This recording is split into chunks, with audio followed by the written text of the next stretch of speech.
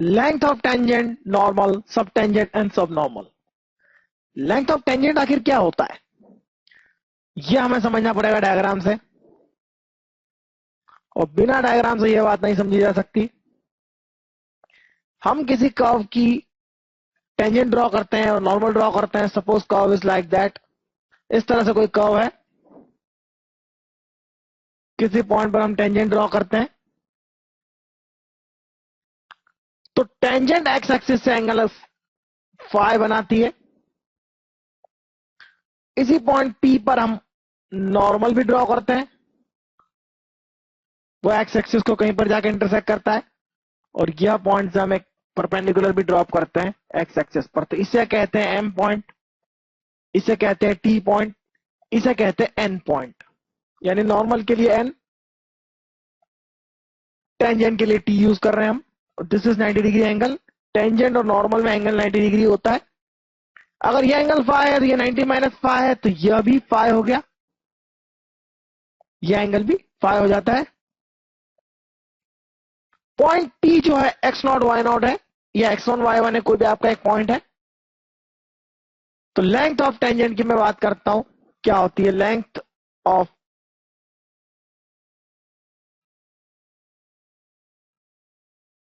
Tangent होती है PT.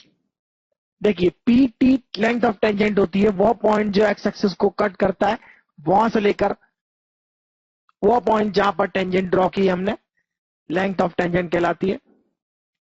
PT होगा, पीटी क्या होगा यह समझने के लिए हमें समझना चाहिए, पॉइंट है एक्स नॉट वाई नॉट, या हम जनरल पॉइंट की बात करें तो general point X comma Y ले सकते हैं पी।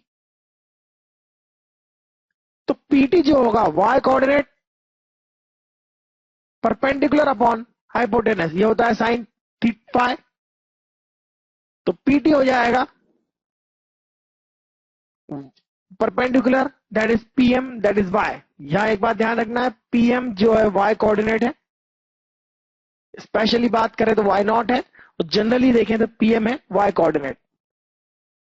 तो पीटी जो होगा वाई कोसेक फाई होगा।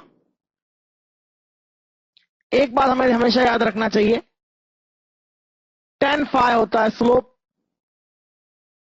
That is d y by d x. Cot phi हो जाएगा d x by d y. तो लेंथ ऑफ टेंजेंट का फॉर्मूला जो होगा, लेंथ ऑफ टेंजेंट का फॉर्मूला होगा y under root cosec phi को लिख सकते हैं 1 प्लस कॉट स्क्वायर फाई, यानी 1 प्लस कॉट स्क्वायर फाई हो जाएगा d x by d y whole square. तो ट्रिग्नोमेट्री से हम ये फॉर्मूला निकाल सकते हैं, परपेंडिकुलर पीएम अपॉन पीटी हो जाएगा साइन फाई परपेंडिकुलर हाइपोटेनस। तो पीएम का अगर मल्टीप्लाई हम कोसेक फाई में कर दें तो पीटी मिल जाएगा, PT that is y cosec phi, यानी ये हाइट वाई है, पीएम है वाई। और length of normal, length of normal होगी पीएन, लेंथ ऑफ नॉर्मल होगी पीएम। तो लेंथ ऑफ नॉर्मल होगी पीएन, और पीएन यह होगा आपका वाई नॉट। आप इसे देख सकते हैं इस ट्राइंगल में परपेंडिकुलर अपॉन हाइपोटेनस, और आप हाइपोटेनस की वैल्यू निकालना चाहते हैं, इसे देख सकते हैं आप, यह होगा base upon hypotenuse cos phi, PM upon PN होगा कॉस फाई। तो हम जानते हैं पीएम अपॉन पीएन होगा कॉस फाई। तो देख सकते हैं आप PN upon base upon hypotenuse, ये होगा कॉस फाई। तो पीएन की वैल्यू हो जाएगी sec phi into PM, that is PM हो गया y sec phi, sec phi होगा ये। और सेक फाई की वैल्यू तो आप जानते हैं क्या होती है, सेक फाई की वैल्यू होती है, इसका फॉर्मूला हो जाएगा y under root 1 plus tan square phi. Sec phi की वैल्यू लिख सकते हैं 1 plus tan square phi under root में, और टेन फाई की जगह लिख सकते हैं d y by d x. Length of sub tangent,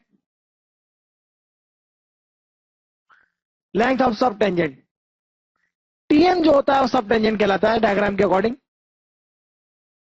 सब टेंजेंट होती है टीएम। और देखिए perpendicular upon base tan phi होता है, तो y अपॉन टीएम होता है tan phi, t हो जाएगा y cot phi, t हो जाएगा y cot phi, यानी यह फॉर्मूला हो जाएगा y dx बाय dy।